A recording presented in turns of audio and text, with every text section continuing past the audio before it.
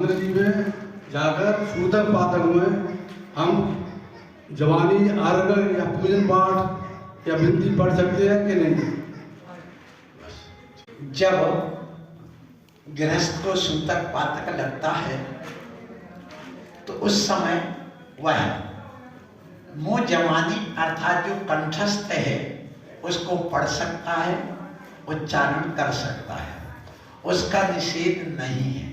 लेकिन यदि अशुद्धि में है अर्थात लेटिन गया है, लेटिन के कपड़े हैं या महिला 4 दिन की अशुद्धि में है, उस समय वह उच्चारण नहीं करेगा।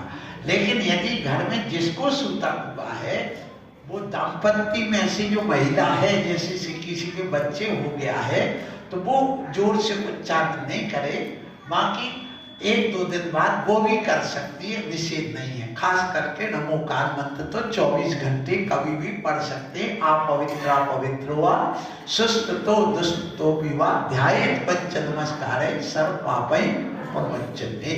अर्थात ये पवित्रों अपवित्रों कभी भी कर सकते हैं। भगवान का नाम अपन कभी भी ले सकते हैं। सूतक पातक मान इसके लिए होती है कि आप जिनवाणी ना छुए, भगवान की मूर्ति ना छुए, मंदिर की जो सामग्री इसका स्पर्श ना करें और आहार ना दें, भगवान की पूजा ना करें, अपने स्वयं अपने हाथों से द्रव्य चढ़ा सके, इतना मात्र सूतक पातक होता है। जैसे तुम्हारे घर में द्रव्य रखी है अर्थात अनाज वगैरह, आटा वगैरह जो भी रखा है, और मान लो 10 दिन तक सूतक होने के बाद में उसको फेंक देते हो कि काम में लेते हो?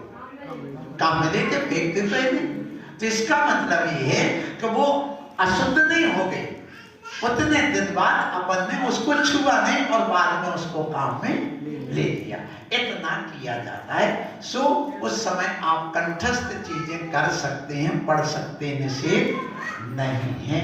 बस मंदिर की सामग्री को यूज ना करें और द्रव्य आदि का और जनवाणी का छुआछूत का विशेष ध्यान रखें। अमली वगैरह पे जाप कर सकते हैं नहा धो करके आने के बाद, और वो भी गर्भगृह के बाहर, गर्भगृह में ना जाएं। नमस्ते महाराज जी, मेरा सवाल ये है कि सूतक पातक में हम कुछ पढ़ना चाहें तो क्या मोबाइल की जिनवाणी में से देख सकते हैं या पढ़ सकते हैं? जिनवाणी जो है वो जो ग्रंथ अपने यहाँ रखे जाते हैं मूलतः वह जिनवाणी है, मोबाइल जिनवाणी नहीं है। मोबाइल में जो लिखा होता है वह किसी कागज पे नहीं होता है, वह लाइट का रिफ्लेक्शन होता है। लाइट के रिफ्लेक्शन से वह शब्द बनते हैं और लाइट समाप्त होते ही वो सब हट जाते हैं, डिलीट हो जाते हैं। तो बनने के बाद भी वो मिटना वहां पर संभव है, उसमें ऐसा कागज जैसा अनादर नहीं होता है। तो उस जिनवाणी को मोबाइल में जो निकालते हैं वो बनती कोशिश उस समय ना खोलें जो अपने आगम के ग्रंथ हैं। सामान्य भक्ति 12 भावना आदि है उसको निकाल सकते हैं, उसको निकाल करके आप रख सकते हैं। अब कोई क्या शौचालय में ले गए, सुनना एक प्रश्न आता है, उस समय ओपन मत करिए। मोबाइल यदि है उसमें डाउनलोड भी है तो उससे कोई अंतर नहीं पड़ता है। क्यों नहीं पड़ता है? एक द्रव्य शुद्धि होती है। जैसे मान लो अपन है, अपन बैठे यहाँ, तो अब उस जो मोबाइल को देखिए और अपने शरीर से इसकी कल्पना करिए। मोबाइल में एक छोटी सी सिम होती है और एक छोटी सी उसमें चिप होती है। उस चिप में बहुत सारा डाटा भरा होता है, तो उसमें कहीं दिखता है जिनवाणी जैसे अक्षर? नहीं दिखता, उसमें डाउनलोड रहता, पड़ा रहता, उससे कोई अंतर नहीं पड़ता। जैसे अपने शरीर में अंदर मल भरा भी कि नहीं, भरा कि नहीं, अपने शरीर में पूरा मांस भरा कि नहीं, खून भरा कि नहीं, भरा है ना। अब जब तक वह चमड़ी के बाहर नहीं आया, मन निष्कासन नहीं हुआ, तब तक तुम शुद्धि मानते कि नहीं?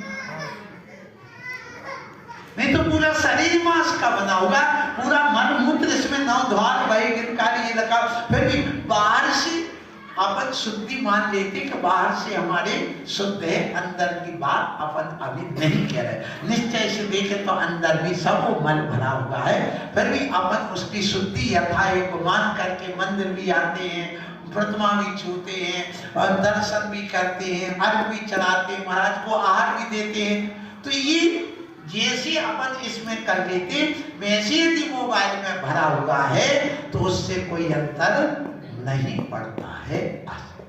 कि संसार पढ़ते हैं तब छिंदम छिंदम कहना चाहिए या छिंद छिंदम कहना चाहिए?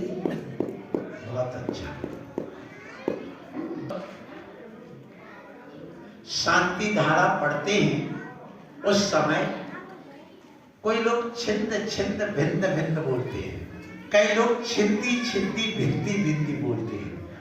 वैसे छिंदी छिंदी भिंदी भिंदी शब्द ही श्रेष्ठ है उस व्याकरण के अनुसार। छिंद छिंद भिन्न भिन्न नहीं है, छिंदी छिंदी भिंदी भिंदी ये शब्द श्रेष्ठ है। आजा जी, ये सदास्तु और तथास्तु। हाँ देखिए, शांति धारा में एक तो आता तथास्तु और एक आता सदास्तु। तो जब शांति धारा की जाती है उस समय जो आचार्य होते हैं, मुनि होते हैं या जो प्रतिष्ठाचार्य बनकर के वहां होते हैं, वे कहते तथास्तु। क्या कहते? आपने कहा महाराज नमोस्तु, हमारा काम हो तथास्तु, माने आपका ये काम ऐसा हो जाए। तो उस समय मुनि महाराज बोलते तथास्तु। यदि कोई पंडित जी पढ़ रहे हैं तो आप विधान करता है और पंडित जी वहां करा रहे तो पंडित जी तथास्तु ही बोलेंगे। और जब हम स्वयं कहेंगे तो हम तथास्तु दूसरों के लिए कहते हैं और अपने लिए क्या कहेंगे? सदास्तु, मेरे अंदर सदा हो गए। ये उसका अर्थ है, क्योंकि वो जो शांति धारा लिखी गई वो भट्टारक और आचार्यों के द्वारा लिखी गई, वो भक्तों के लिए, तुम्हारे संसारी जीवों के लिए लिखी गई, तो उन्होंने तो तथास्तु ही लिखा है। आजकल जब स्वयं पढ़ते हो स्वयं करते हैं तो क्या बोलने लगे? सदास्तु। इसलिए भेद आ गया है और कोई कारण नहीं है। नमस्ते। बस महाराज जी आचार्य श्री 108 वैज्ञानिक संत निर्भय शाह महाराज जी की जय। 13 नमोस्तु नमोस्तु महाराज जी को, प्रथम दत्त श्री महाराज जी को नमोस्तु। मेरा यह प्रश्न है कि ये 63 साल का पुरुष होते हैं तो उनके सूतक पातक क्यों नहीं लगते, क्या कारण है? जो 63 साल का पुरुष होते हैं वो क्षत्रिय होते हैं और उनको हमारे जैसा मोह और शोक नहीं होता है। जैसे डॉक्टर है, डॉक्टर प्रतिदिन चीरा फाड़ी करता है, रोज वहां लोग जा रहे हैं, मर रहे हैं, तो उनके लिए एक कर्तव्य करना होता है क्षत्रियों को 63 साल का पुरुष।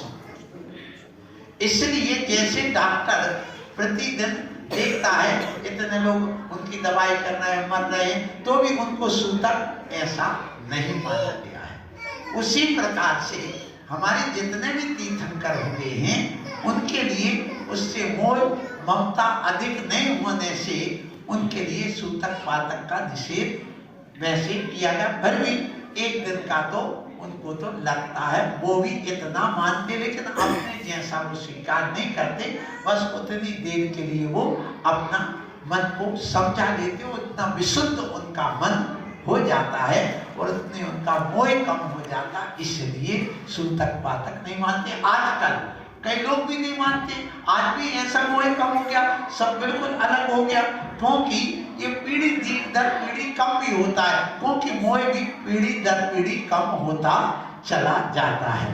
इसलिए देखा जाता है कि आज कई लोग यहाँ कितनी भी घटना हो जाए सीधे मंदिर जाएंगे, उनको कोई मतलब नहीं, कौन मरा कौन जिया इनको कोई मतलब नहीं, इसलिए आज भी ऐसा करने लगे।